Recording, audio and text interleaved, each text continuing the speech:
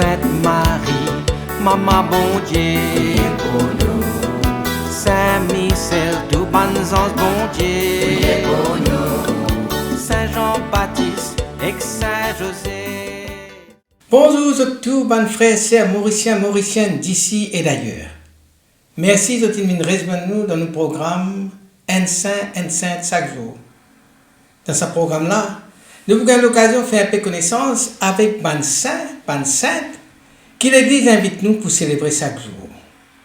Et nous pouvons demander prier pour nous et intercéder pour nos familles. Jeudi 2 février, l'Église invite nous à célébrer la fête présentation du Seigneur au Temple. Alors là, nous sommes contents à Jérusalem, et il y a à peu près 2000 ans de cela, un petit peu plus. Un grand matin, bien bon air, là, nous devant le temple.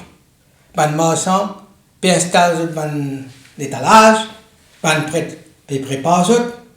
Ban la foule, ban fidèle, peut arriver en petits groupes, chacun peut nous donner l'offrande, pareil comme la loi nous prescrit. Et là, presque invisible dans la foule-là, des jeunes parents apparaissent, Joseph et Marie. Ils sont habillés très simplement. Sandales qui sont pénants dans les pieds, ils remplis avec la poussière de Nazareth. Là, les temps sont arrivés, pénant ban serviteur derrière eux, pénant une grande cortège, pénant richesse pour montrer. Mais dans les bras de Marie, il y a un petit enfant de 40 jours.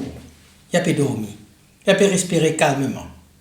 Et pourtant, ces enfants-là, ils contenaient le ciel tout entier. Marie et Joseph, ils étaient là pour venir accomplir la loi. Ils étaient venus, pareillement tous parents juifs des autres époques.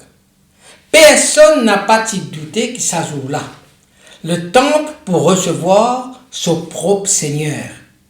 Et c'est cela déjà, le premier merveille qui est capable d'exister. Bon Dieu les rentre dans ce temple porté par la main humaine, par des mains humaines. Ça fait là la présentation du Seigneur au temple, les plonge sur racine dans ma tradition d'Israël. Un geste de fidélité à la loi. La loi lui demande deux choses. La purification de la maman 40 jours après son accouchement, et ça nous trouve ça dans Lévitique chapitre 12. Et puis, la consécration des premiers-nés en mémoire de la nuit quand bon Dieu qui finit épargne le fils d'Israël, le premier-né, le garçon du fils d'Israël. Et ça, nous trouve ça dans l'Exode chapitre 13. Joseph et Marie viennent donc offrir ce garçon, ce premier-né. C'est un rite simple, mais chargé de mémoire et d'identité. Une fête qui grandit dans l'Église. Dans les premiers siècles, les chrétiens de Jérusalem commémorent cet événement-là avec une procession illuminée. Il y a la lampe, il y a un flambeau, il y a un siège. Comme si dès le début, ils ont senti que cette fête-là, les bien fin une fête de lumière. Ça. Après à Rome, à partir du 5e siècle, tout le monde bénit la bougie, le siège. Et de là, vient le mot chandeleur, ou bien candela, la chandelle, et c'est le nom qui s'est fait là pour prendre à partir du 5e siècle à Rome. Ainsi, une fête juive enracinée dans la loi devient une fête chrétienne centrée sur la lumière du Christ. Donc, imagine la scène. Marie et Joseph rentrent dans le temple. Le temple est immense, rempli avec une colonne, la lumière, et puis un chant de psaume, un psalmodie. Mais une chose qui manquait dans ce temple-là, la gloire d'Israël, la Shekinah, comment je veux dire, qui est une retienne depuis des siècles. Et ce jour-là, la gloire-là les réunit, mais personne n'a trouvé, sauf deux vieillards, Siméon et Anne. Siméon, l'homme qui finit attendre tout sur la vie, qui pas tient une grande fonction, qui pas tient un titre prestigieux. Mais la seule chose qu'il possédait, c'est une promesse. La promesse qui te n'a pas pour mot avant qu'Itolisier trouve le Messie. Les filles attendent pendant des années, parfois sans comprendre, parfois dans le silence, Parfois avec la sensation qu'il bon Dieu peut trop tarder. Jusqu'à ce grand matin-là, quand Marie rentrait, il rentre dans le temple, et le vieil homme, Siméon, comprend tout. Il approchait doucement, comme si les temps finaient arrêter. Il prend l'enfant sur les bras, et sur les yeux illuminés comme des étoiles. Et les murmure, c'est qu'il pouvait la plus ancienne prière du soir de l'église. Maintenant, ô maître, tu peux laisser ton serviteur s'en aller dans la paix, car mes yeux ont vu ton salut, une lumière pour éclairer les nations. Anne, la prophétesse infatigable, l'ayant veuve depuis plus de 60 ans. Elle nous a pensé qu'il pour lui, tout à fait fin perdu. Mais, il vient choisir pour ne pas perdre ni la prière, ni la louange, ni la fidélité. Ça, il fin garder. Et comment il trouve l'enfant? Il comprend lui aussi. Et il peut aller pour le proclamer. Voici celui qui Israël peut attendre. Jésus est la lumière qui transfigure tout. L'Église trouve dans sa scène-là une révélation. Jésus n'est pas seulement le Messie d'Israël, mais il est la lumière du monde entier. Un petit baba dans les bras de vieillard qui annonce la lumière plus forte que l'amour. La présentation de Jésus au temple, c'est une fête de la rencontre. Rencontre de l'humanité avec ce bon Dieu. Rencontre des générations, vieillards, jeunesse. Rencontre de la promesse et sur l'accomplissement. Promesse faite à Siméon et l'accomplissement en Jésus-Christ. C'est aussi une fête de l'offrande. Ces enfants-là, Jésus, présentés comme un don. Il n'est pas racheté pour échapper à Dieu. Au contraire, il est donné totalement. Enfin, c'est une fête de prophétie. Siméon annonce la lumière du Christ, mais il annonce aussi la croix. Parce qu'il est pour dire à Marie, un glaive pour transpercer les cœurs. L'agence la joie et la souffrance qui enlacée dans le bras de Marie. Et c'est là, il pour faire de cette fête une fête profondément humaine. La bougie qui nous bénit ce jour-là, ce n'est pas simplement un bon objet, mais tout symbolise la lumière du Christ qui peut rentrer dans nous la case. Autrefois, Bandimoun tu allumer la bougie pendant l'orage, ou bien auprès d'un malade, ou bien quand il y a pour prendre une grande décision, pour accompagner un mourant. C'était une façon pour dire, Seigneur, toi-même la lumière qui rassure nous, qui protège nous, qui éclaire nous. Aujourd'hui, l'Église donne-nous l'occasion pour célébrer une fête très ancienne, la présentation de Jésus au temple, qui certains appellent aussi la chandeleur, ou bien la fête de la lumière. Une fête qui est capable de ressembler pour nous très loin, presque folklorique, et pourtant d'y rejoindre dans la vie d'aujourd'hui avec une la force incroyable.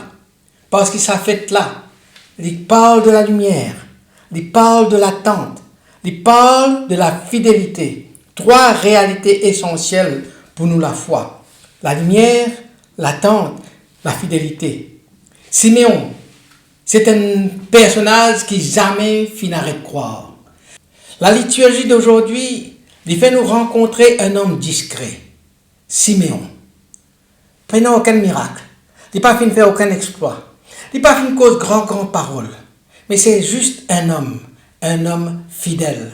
Siméon qui ne pas attendre depuis longtemps, peut-être depuis très longtemps, il peut attendre quelque chose, mais surtout quelqu'un. Donc Siméon, c'est un peu nous ça. Nous aussi nous pouvons attendre. Nous pouvons attendre une réponse de Dieu. Nous pouvons attendre une guérison. Nous pouvons attendre un apaisement. Nous pouvons attendre la force, la lumière pour nous capables d'avancer. Et pareil comme Siméon, nous sommes capables parfois d'avoir l'impression qu'il bon Dieu peut tarder. Que le temps peut passer sans qu'il n'en peut arriver, n'en pas peut changer. Et pourtant, ce jour-là, sans bruit, sans éclat, bon Dieu finit venir. Nous regardons la scène et nous trouvons au centre quoi? Un bébé de 40 jours. Autour de lui, deux vieillards, Siméon et Cannes. Une jeune maman avec son mari. Marie et Joseph. Et le temple, lieu de rencontre entre Dieu et son peuple. Pénant rien de spectaculaire là. Pénant rien qui est capable de faire les grands titres des journaux, la une des journaux. Rien qui est impressionné. Pourtant, bon Dieu peut venir dans la simplicité. Un enfant de vieillard, dans la simplicité. Mais c'est justement ainsi que Dieu lui manifestait. Dans la simplicité, dans l'ordinaire, dans l'humilité. Et c'est souvent là qu'il nous a du mal pour reconnaître lui. Nous attendons quelque chose de grand, de fort, de visible. Mais bon Dieu, lui, il préfère la discrétion, la douceur, le murmure. Alors Simon peut dire, mes yeux ont vu ton salut, la lumière pour éclairer les nations. Quand Siméon prend Jésus dans ses bras, toute affaire éclairée, sur la vie, sur l'attente, regagne ce sens. Les tenir dans ce main la lumière, les tenir dans ce main le salut, les tenir dans ce main la paix. Et ainsi il est capable de dire, maintenant Seigneur, tu peux laisser ton serviteur s'en aller dans la paix.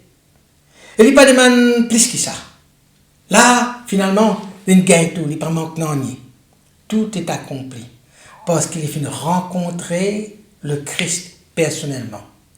Alors, frères et sœurs, ça la lumière là, nous aussi nous besoin aller. Nous aussi, nous besoin sa qualité de la lumière là dans nos la vie. Nous tous nous pouvons avancer et à certains moments dans la nuit nous manque doute, la nuit nous manque deuil, la nuit nous manque solitude, la nuit nous manque fatigue intérieure, la nuit nous manque l'épreuve qui jamais peut finir.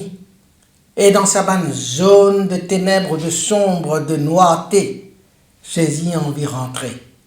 Pas pour résoudre tout d'un coup nos problèmes, mais pour éclairer nous, pour apaiser nous, pour orienter nous, pour recevoir nous. Alors la question que la liturgie pose nous aujourd'hui est simple. Quand nous avons obscurité était, quand nous besoin que la lumière du Christ les rentrer pour les éclairer nous. Alors à nous prier. Seigneur Jésus, toi qui finis l'histoire portée par Marie jusqu'au temple, soyez-nous aujourd'hui, soyez-nous les cœurs jusqu'à de la lumière. Pareil comme à Simeon, montrez-nous quelle manière pour attendre sans qu'il nous fatigue, sans qu'il nous désespère. Pour espérer, même quand ce là est long, et pour reconnaître ta présence dans l'ordinaire, dans la simplicité. Pareil comme Anne, donne-nous un cœur qui connaît louer, un regard qui trouve ton passage et reconnaît le passage là, un souffle qui annonce ton amour, que la lumière éclaire nos familles, nos bonnes décisions, nos bonnes blessures, nos bonnes fragilités, qui marie nous maman et ton maman, qu'il déboute avec nous dans la joie, même dans la douleur, et qu'il y apprend nous pour mort dans la confiance parfaite avec toi. Et que ton esprit, les faire de nous un porteur de lumière, d'un monde qui a tant besoin de clarté, d'un monde qui est couvert d'obscurité. Amen. Qui bon Dieu bénisse et tout le ban proche, qui soit l'esprit habite toujours dans eux, qui les protège partout et toujours. Au nom du Père et du Fils et du Saint-Esprit. Amen et à demain.